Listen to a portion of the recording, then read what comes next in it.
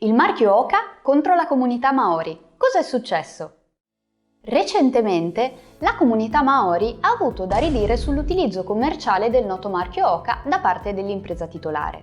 Non più la società francese fondatrice del brand, bensì il gruppo statunitense Deckers Outdoor Corporation, che ne ha acquisito il controllo dopo una cessione. Oka infatti è abbreviazione di un'espressione sacra che in lingua maori significa vola sopra la terra. Inizialmente la società francese fondatrice del marchio di scarpe sportive Oka aveva dichiarato espressamente l'origine maori del marchio e di altri payoff utilizzati in sede promozionale e si era spesa per spiegarne il significato ai consumatori.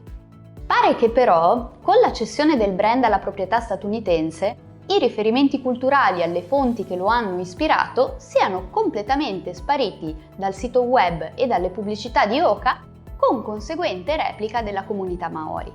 A quanto pare, infatti, appropriarsi di un termine Maori senza consenso e senza alcun riconoscimento violerebbe i principi del diritto consuetudinario della comunità, secondo cui, prima di utilizzare a fini commerciali parole o riferimenti sacri, sarebbe necessario chiedere il consenso e riconoscere pubblicamente origine e significato del termine prescelto.